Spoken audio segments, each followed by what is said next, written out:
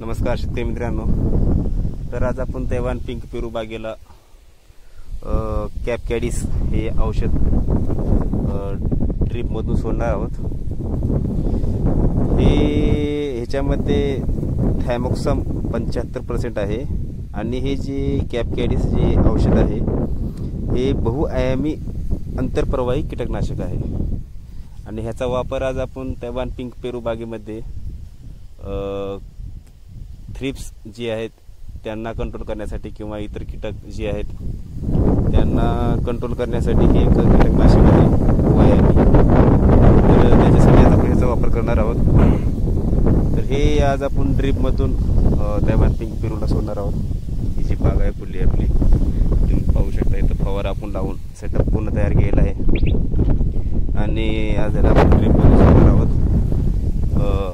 थ्रिप्सचं प्रमाण थोड्या प्रमाणे कुठं कुठं आढळून येत आहे, इतर कीटक पण आहेत म्हणून त्यासाठी आपण आज हे कॅप कॅडिस गेल्या वर्षी आपण सोडलेलं होतं आणि ह्या वर्षी पण आज आपण सोडणार आहोत। अशा पद्धतीने आपण एक नळी काढलेली आहे 16 mm ची ड्रीपमधून आणि याला आपण डायरेक्ट STP ला लावून सोडलेलं आहे।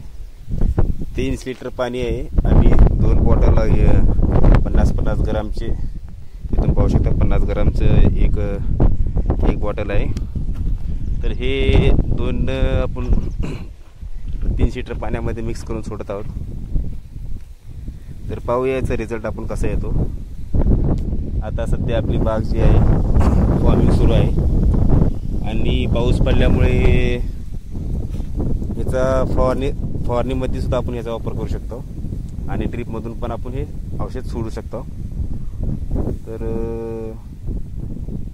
आपण आज ड्रीपमधून सोडणार आहोत कारण की ट्रॅक्टर जी आहे आपल्या फवारणीसाठी मध्ये फिरू शकत नाही कारण की मध्ये खूप चिखल झालेला आहे, म्हणून आपण ड्रीपमधून हे औषध आज सोडणार आहोत। आणि सध्या फॉर्मिंग चालू आहे, थ्रिप्सचा प्रादुर्भाव सतत पाऊस ढगाळ वातावरण आणि 2 दिवसाला पाऊस पडत आहे म्हणून हे थ्रिप्सचा प्रभाव थोड्या प्रमाणे वाढलेला आहे आणि वाढत जात असल्यामुळे आपण हे ड्रीपमधून सोडत आहोत। तर याचा आपण रिझल्ट 2 दिवसामध्ये आपल्याला कळेल की कसा झालेला आहे। तर अशा पद्धतीने औषध कालवत असताना एक बकेट पाणी बकेट भरून पाणी घेऊन त्यामध्ये व्यवस्थित टाकून एका लाकडाच्या साहाय्याने चांगलं व्यवस्थित मिक्स करून नंतर हे बकेट बॅरलमध्ये मिक्स करायचं आणि तिच्यामध्ये सुद्धा घातल्यानंतर एका मोठ्या लाकडाच्या साहाय्याने पूर्ण हलवून घ्यायचं आणि 15 मिनिटाची सेटिंग आपण लावली आहे। 15 मिनिटामध्ये हे बॅरल पूर्ण रिकामा होईल कारण की जी बेड जी आहेत पेरूची पूर्ण वल्ले आहेत, त्यांना जास्त पाणी लागणार नाही कारण की जरा पाणी दिल्यानंतर एक 10-15 मिनिट पाणी चालल्यानंतर पूर्ण पाणी बाहेर निघत आहे, म्हणून आपण फक्त 10-15 मिनिटामध्येच औषध सोडायचं। वरून 1-2 मिनिट पाणी चालू ठेवून लगेच पाणी बंद करायचं।